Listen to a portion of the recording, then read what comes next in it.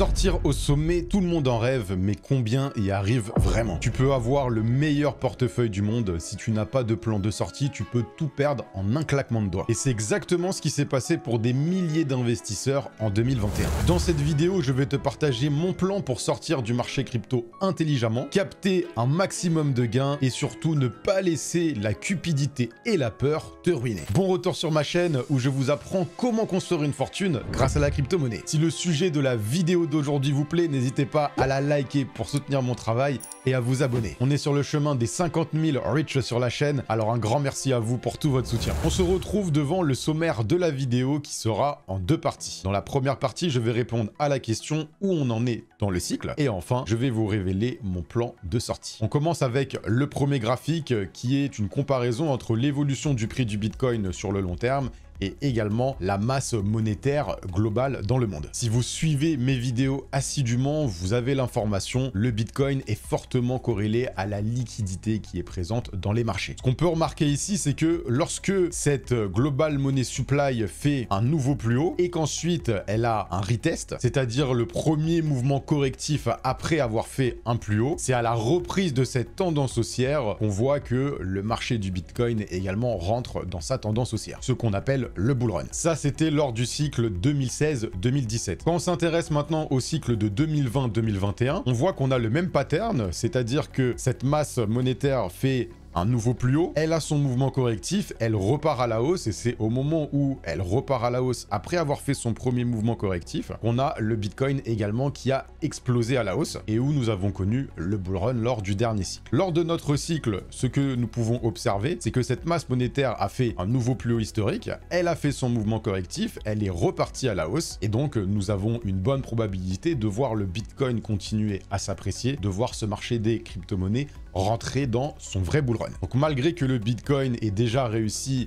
à dépasser les 100 000 $, il pourrait s'échanger dès cette année 2025 bien plus haut. Quand on s'intéresse maintenant avec quelle dynamique, avec quel timing finalement le Bitcoin suit cette masse monétaire, donc là on s'intéresse plutôt à la comparaison entre la masse monétaire M2 et le Bitcoin, donc ce graphique vous le connaissez puisque je vous l'ai largement partagé, mais c'est bien de faire une mise à jour ensemble chaque semaine. On voit que le Bitcoin en orange suit parfaitement cette masse monétaire M2 et on avait commencé à observer cette corrélation ensemble sur le rebond lorsque le Bitcoin était à son dernier point bas. Cette masse monétaire M2 a à peu près 90 jours d'avance par rapport au Bitcoin. C'est pour cette raison que d'ici la fin du mois de mai, on a une bonne probabilité de voir le BTC nous refaire un plus haut historique ou bien lors du mois de juin. Donc le Bitcoin qui est le leader du marché des crypto-monnaies, on a l'information qu'on a une bonne probabilité qu'il continue à monter et donc que le marché des crypto-monnaies continue à s'apprécier sur cette année 2025. Maintenant, toute la problématique sur notre cycle pour le moment, c'est que l'Ether, donc ici on est devant le graphique de l'Ether en unité de temps 10 jours, n'a pas performé à la hauteur de nos attentes. Bien au contraire, il est en train de sous-performer par rapport à ce qu'on avait connu sur les derniers cycles. Et donc ce graphique ici nous illustre finalement que l'Ether est dans une période de consolidation depuis l'année 2021. Ça fait 1561 jours qu'il s'échange dans cette zone d'accumulation, donc entre à peu près les 4000 $ et les 1500 $. Le Bitcoin étant le leader du marché des crypto-monnaies, l'Ether, lui, est le leader du marché des altcoins. Je le rappelle, le terme altcoin veut dire toutes les autres crypto-monnaies sauf le Bitcoin. Si on veut connaître un bull run sur ce marché des altcoins, il va falloir que l'Ether réussisse à casser par le haut cette zone d'accumulation. Et avec 3 ans à l'intérieur de cette zone, on peut s'attendre à un bull run explosif. Une fois que l'Ether va réussir à dépasser son précédent plus haut historique. Mais tant que ce ne sera pas le cas, on va rester sur notre fin sur ce marché des altcoins. Et pour moi, le graphique qui illustre le mieux ce que je viens de vous expliquer, c'est le MVRVZ score de l'Ether. Concrètement, quand cet indicateur est dans la zone en vert ici, on a un Ether qui est largement sous-évalué. Donc c'est les meilleures opportunités d'achat sur l'Ether et également sur le marché des altcoins. Et lorsque cet indicateur se rapproche de la zone en rouge, c'est-à-dire lorsque cet indicateur dépasse les 6, on a l'Ether qui est surévalué et on se retrouve proche d'un top majeur sur l'Ether. On voit bien que dans notre cycle, l'Ether est très loin d'avoir atteint le niveau des 6. C'est pour ça qu'il reste encore un énorme potentiel sur l'Ether et également sur le marché des altcoins. Donc maintenant qu'on a compris que le Bitcoin a une bonne probabilité de continuer sur son mouvement haussier et que l'Ether, lui, est sous-évalué, ça veut dire que ce marché des crypto-monnaies est encore intéressant. Donc nous allons voir maintenant comment faire si on est engagé dans le marché et qu'on veut sortir avec un maximum de gains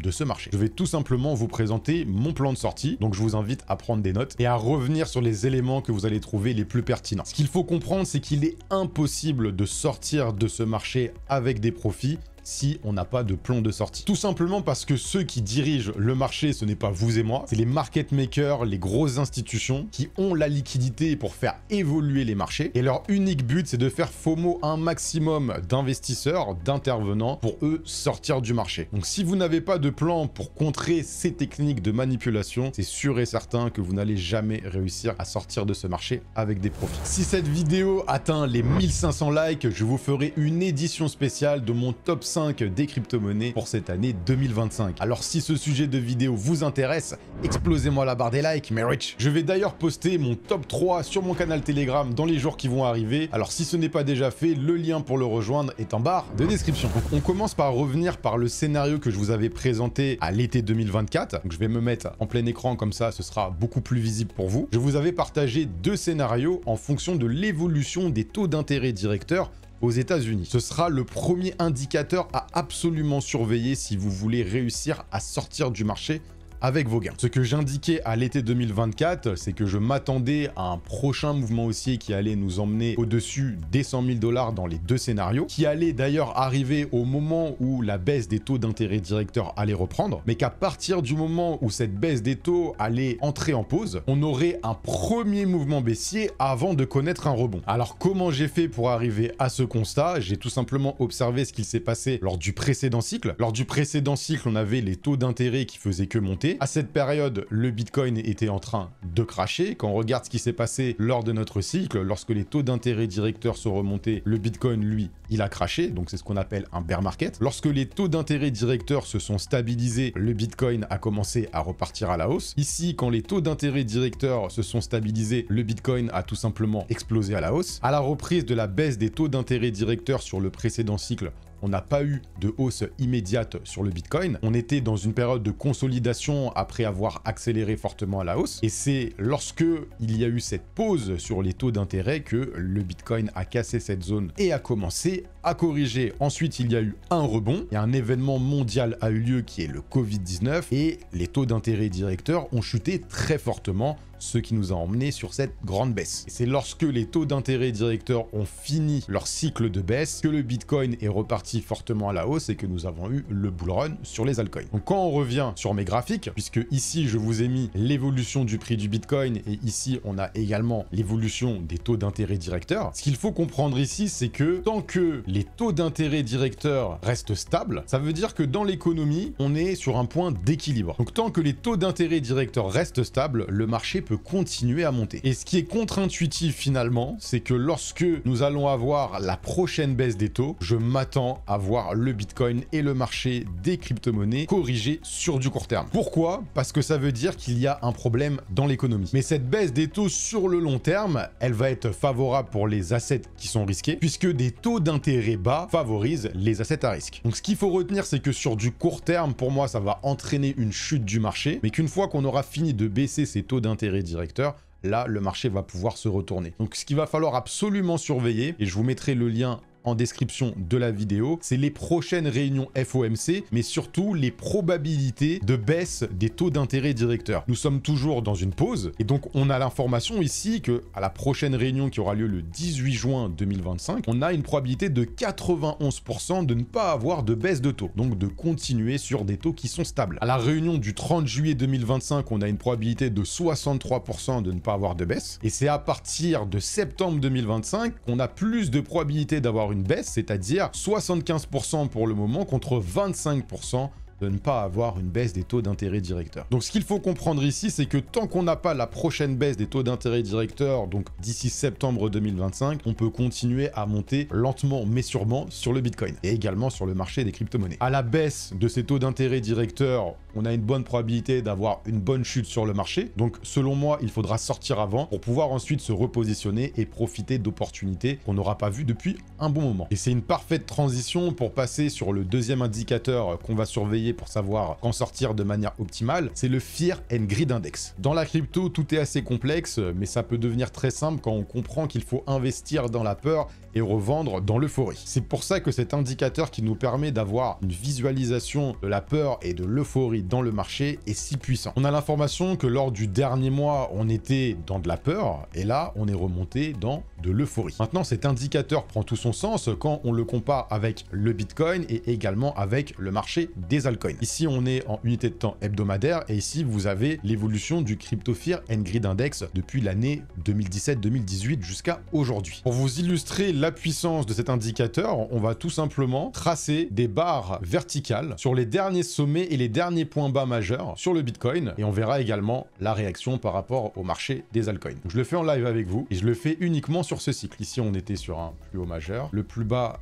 il était dans cette zone de consolidation ici, et le dernier point bas du bear market, il était ici. Maintenant, ce qui va être intéressant, c'est de regarder sur l'indicateur. Donc sur le dernier point bas ici du Bitcoin et également sur le marché des altcoins, on était rentré une première fois dans la zone d'extrême peur, donc dans la zone en rouge ici. On a fait un autre point bas et quelques temps après, on est re-rentré dans cette zone d'extrême peur. Donc concrètement, si on veut savoir quand acheter des crypto-monnaies, c'est dans la zone ici en rouge. Quand on regarde sur le dernier point haut majeur du marché, on était dans la zone en vert ici qui est d'extrême euphorie. Donc le moment de sortir du marché, c'est quand on rentre dans cette zone d'extrême euphorie. Quand on revient sur le dernier point bas majeur avant que le Bitcoin ait réussi à aller chercher les 100 000 $, on était dans la zone d'extrême peur. On est même rentré 2 fois dans cette zone en rouge. Donc là aussi, c'était un bon point d'achat. Et quand on regarde au niveau du dernier top, on était dans la zone d'extrême euphorie. Donc sur ce cycle, on a déjà l'information que le moment où il faut prendre vraiment des profits, c'est quand on rentre dans cette zone d'extrême euphorie. On n'a pas besoin d'attendre parce que selon les stratégies pour récupérer ses profits, on peut le faire par palier. Mais si on veut avoir vraiment un signal fort pour savoir quand sortir du marché pour se repositionner plus tard, c'est lorsqu'on est dans la zone d'extrême euphorie, et quand re-rentrer, c'est quand on est dans la zone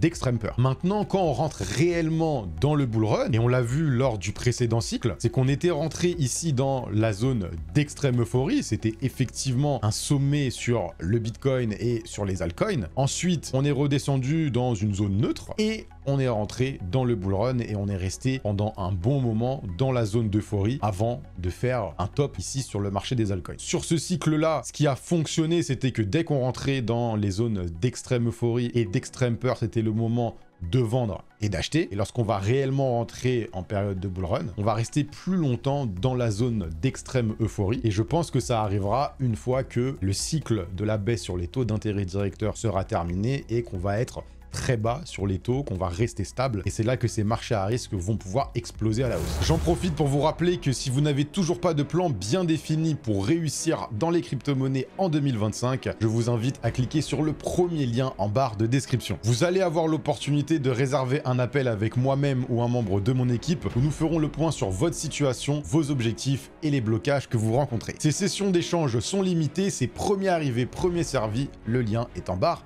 de description. Un autre indicateur qu'on va pouvoir utiliser et qui est très lié finalement au sentiment du marché, c'est tout simplement le classement de l'application Coinbase aux États-Unis. C'est le meilleur indicateur pour comprendre si les retails sont dans le marché, si monsieur et madame tout le monde commencent à s'intéresser aux crypto-monnaies. Je vous le rappelle, ceux qui font évoluer les marchés ont des positions démesurées qui n'ont rien à voir avec nos positions à nous. Ils ont besoin que les crypto-monnaies soient visibles pour monsieur et madame tout le monde. Donc lorsque l'application Coinbase aux États-Unis commence à gagner des classements et devient même l'application numéro 1 dans l'application finance, cela veut dire que les retails sont dans le marché et qu'il y a une bonne probabilité que les market makers et les institutions récupèrent leurs profits. Donc ici, je vous mettrai le lien du compte Twitter qui partage tous les jours le classement de l'application Coinbase sur l'Apple Store. Là, il y a 6 heures, on a l'information que ce 17 mai, l'application Coinbase était classée 322e parmi toutes les applications de l'App Store et 22e dans l'application Finance. Si on s'intéresse au moment où le Bitcoin et le marché des altcoins avaient fait leur dernier top majeur, c'est-à-dire fin du mois de novembre, début du mois de décembre, l'application Coinbase était 62e parmi toutes les applications de l'App Store et 7e dans l'application Finance. Et le 23 novembre 2024,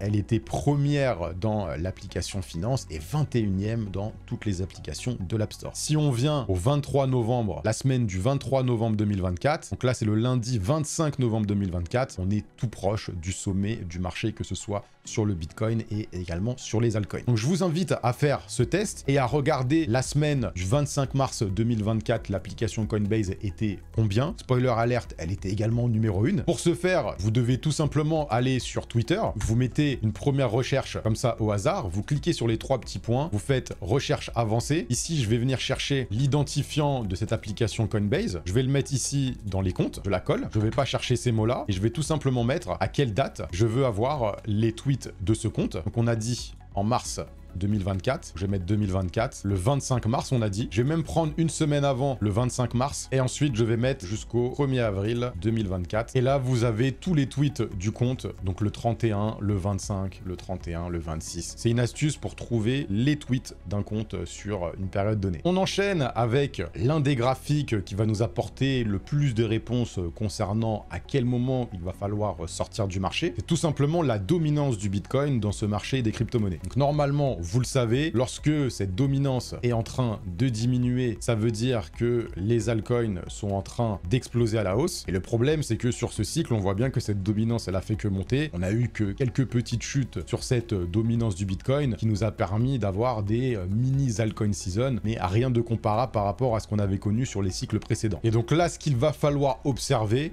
c'est jusqu'où cette dominance pourrait potentiellement baisser et à quel moment on va pouvoir sortir du marché. On a le Bitcoin qui domine à peu près à plus de 60% la capitalisation de ce marché des crypto-monnaies. Pour ce faire, on va utiliser 2 autres graphiques. Le premier, c'est tout simplement le graphique qui représente la dominance de l'USDC et de l'USDT dans les marchés. Ici, j'ai déjà tracé la première zone de résistance et ici, j'ai tracé la zone de support. Ce qu'on peut observer sur ce cycle, c'est lorsque la dominance des stablecoins se rapproche des 5,2%, on a tendance à faire un sommet majeur sur ce marché des crypto-monnaies. Donc ici, on est début mars 2024 et ici, on est début décembre 2024, les 2 dernières fois où on a connu 2 sommets lors de notre cycle. Et ici, lorsqu'on est dans la zone en vert, donc proche des 8%, c'est là qu'on a connu les 2 derniers points bas majeurs lors de notre cycle, donc les meilleurs moments pour entrer sur le marché. J'ai déjà tracé ici le rond rouge, c'est-à-dire que la prochaine fois que la dominance des stablecoins dans le marché revient dans la zone des 5%, ce sera à partir de là qu'il va falloir être vigilant et regarder également où on en est en termes d'euphorie dans les marchés, où on en est l'application Coinbase aux États-Unis. Mais ce qui rajoute encore plus de visibilité à cette dominance dans le marché, c'est quand on rajoute la dominance du Bitcoin avec celle des stablecoins. Donc ici, ce graphique représente tout simplement la dominance du Bitcoin, de l'USDT et de l'USDC. J'ai tracé ici une résistance puisque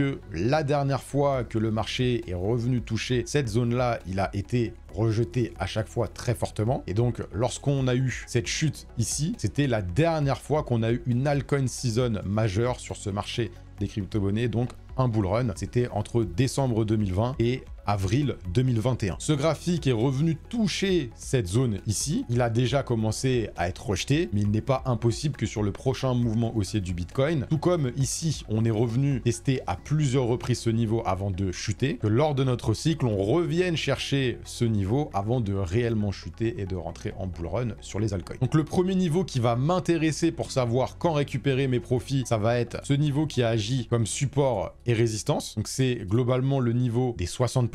Et on a également un deuxième niveau ici qui a également agi comme support et résistance. Donc c'est le niveau qui est entre les 54 et les 50%. Donc lorsque ce graphique va revenir sur ce premier niveau, là aussi il va falloir checker tous les autres indicateurs que je vous ai présentés. Maintenant, le dernier indicateur, et pour moi c'est l'indicateur majeur qui nous permet d'avoir le plus de visibilité sur les indicateurs de top, de fin de cycle, c'est le Crypto Bitcoin Bull Run Index. Le sigle c'est CBBI. Donc là aussi je vous mettrai le lien en barre de description. En jaune on a l'évolution du prix du Bitcoin et en vert on a l'évolution de l'indicateur.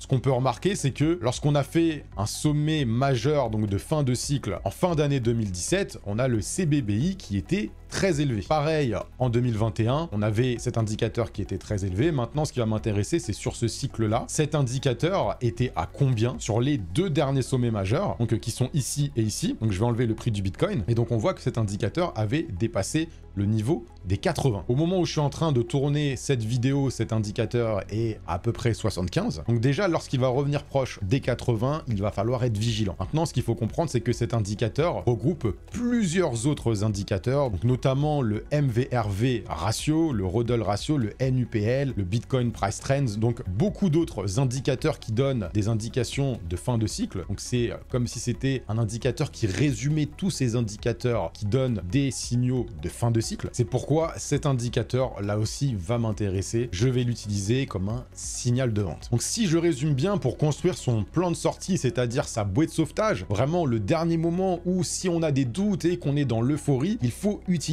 ce plan de sortie pour avoir ces indicateurs qui deviennent vrais. Plus ils sont vrais, plus c'est le moment de complètement sortir du marché. Donc je résume, il va falloir regarder la prochaine baisse des taux d'intérêt directeurs. Ensuite, garder un œil sur la peur et l'euphorie dans les marchés. Mais pour un plan de sortie, nous, ce qui nous intéresse, c'est l'extrême euphorie dans les marchés. Ensuite, checker le ranking de l'application Coinbase aux États-Unis. Plus elle se rapproche des premières places dans le domaine de la finance, plus ce sera le moment de sortir. Vous l'avez vu, la dominance du Bitcoin et des stablecoins peut également nous donner plus de précision sur les niveaux qu'il faut surveiller pour récupérer ses profits. Donc là aussi, on va surveiller ces niveaux. Et enfin, vous avez le CBBI qui permet d'avoir un signal de vente par rapport à plusieurs indicateurs de fin de cycle. Et avec le combo de tous ces éléments, vous avez un plan de sortie pour ne pas vous faire avoir et maximiser vos profits. J'espère que cette vidéo vous aura apporté la valeur que vous recherchez. On se retrouve rapidement pour une nouvelle vidéo, mais d'ici là, restez